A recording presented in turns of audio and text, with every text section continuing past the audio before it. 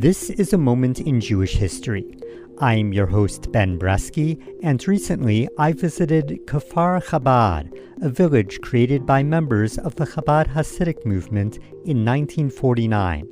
The most striking building for me was the Kfar Chabad 770, an exact replica both inside and outside of the Chabad headquarters in New York, except here it has palm trees and a cool breeze from the nearby coastal areas of Tel Aviv. More on that later. Kfar Chabad is located near Lod by the Ben Gurion Airport in the Sdot Dan region and has a population of about 6,000 people. The beginnings of the village started before the establishment of the State of Israel, when the Holocaust was still a fresh memory and there were numerous Chabad Hasidim in displaced persons camps in Europe. The sixth Lubavitcher Rebbe, Rabbi Yosef Yitzhak Schneerson, had left Europe in 1940 and relocated his Hasidic group to Brooklyn, New York. Rabbi Lezer Karasik, a Chabad leader in Israel, proposed the idea to create a Chabad village to the Rebbe. With his brother-in-law, Rabbi Moshe Guari, they traveled to the DP camps in Europe and met with the Rebbe in America to solidify the idea. It took until after the War of Independence until the first families could unload their meager belongings and restart their lives in what was then an empty ruin. First, they were housed in temporary transit camps before Kfar Chabad was officially inaugurated. The early pioneers worked in agriculture, farming, and raising animals. More new settlers joined them fleeing from communist Russia, especially during the most intense days of Joseph Stalin, the leader of the Soviet Union. And later, immigrants from northern Africa came. A 1959 report in the Jewish Observer stated, "There were several noteworthy aspects of this aliyah. Chabad members refused all offers of help from religious and political organizations. They insisted on going on the land, adapting themselves to modern agricultural methods. To them, it was a point of honor to live as they were taught. This meant subsisting only on what they earned by their own toil." These new farmers had come from the cities of Russia and Ukraine, but learned to adapt to their new lives and impress the secular Israeli leadership. No one had cars in those days, and the train only stopped in the morning and evening. Rebbe Yitzhak Mendel List said he rode the train the entire route to count how many passengers got on and off, and reported it to transportation officials to show them that their growing village needed more.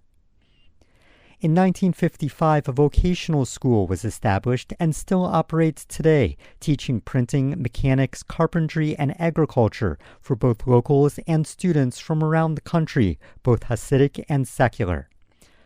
The following is from a film strip about Kfar Chabad from 1961.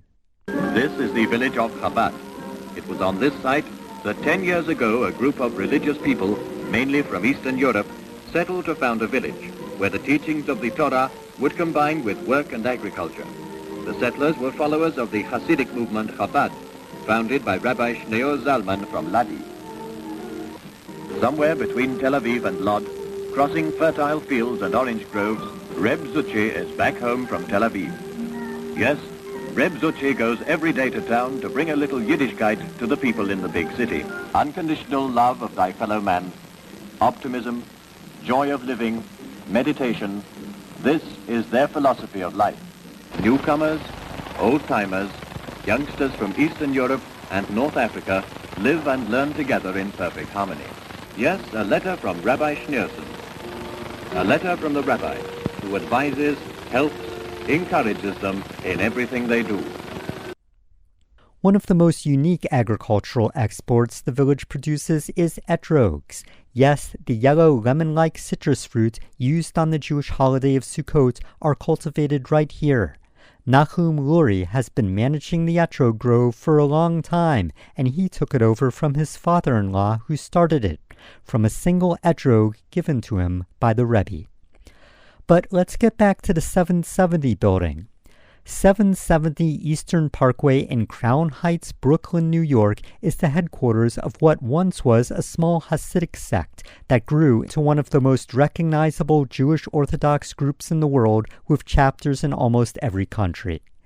The building was built in 1920 in a neo-Gothic style and once housed the doctor's office before Chabad bought it in 1940. Today, Chabad houses around the world have designed their centers as replicas of the original. I have seen one in the Pisgat Zev neighborhood of Jerusalem and in the desert of Mitzpeh Ramon, but the one in Kfar Chabad is uniquely impressive because rather than just the front facade looking like the original, the entire building, including the interior, is a replica. It was built in 1985 under the direction of the 7th Lubavitcher Rebbe, Rabbi Menachem Mendel Schneerson.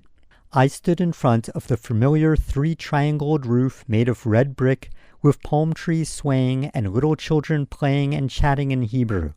I marveled at the carved stone entrance, Beis Agudas Hasidei Chabad Yosef Yitzhak Lubavitch. Synagogue services and classes are held inside. I ventured forth, and there stands a staircase with a wooden railing. A photo on the wall shows the Rebbe in New York in front of the exact same looking staircase. To the side is his office, and I was told that this is an opportunity for me to write a kvitel, or a note. Now, this is done for other Hasidic Rebbes as well. In fact, once when I was in Sfat, I did it for the Karliner Rebbe. In their synagogue, there's a large ornate wooden Aron Kodesh, an ark where the Torah scrolls are kept. It was saved from Europe and brought to Israel.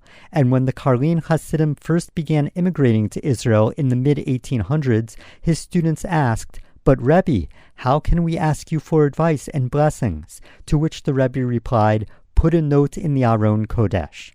To this day, they are still leaving notes for the Rebbe in the ark. I wrote one too. And now, here I am at Kfar Chabad writing a note to a Rebbe that is no longer with us. In Chabad tradition, you open a book of the Rebbe's teachings to any random page, stick in the note, and then read the page. People have told me that whatever page they land on, interestingly, has relevance to their specific issue. As I waited for my turn to go into the Rebbe's office, I could hear some teenage girls talking in French. I add this because it's an interesting side note about who visits and from where. I'm sure many different languages are heard. And now I was in the Rebbe's personal office, or at least the Israeli replica of it. Wooden cabinets and stained glass windows, and the voices of the children from outside. And what did the page I land on say? Well, that's a story for another time. This has been a moment in Jewish history. Thank you to the Aronson family who took me to Kfar Chabad, and to all the listeners and supporters. For questions or comments and past shows, you can check out benbresky.substack.com or shoot me off an email at bbresky@gmail.com. Thank you for listening, and shalom.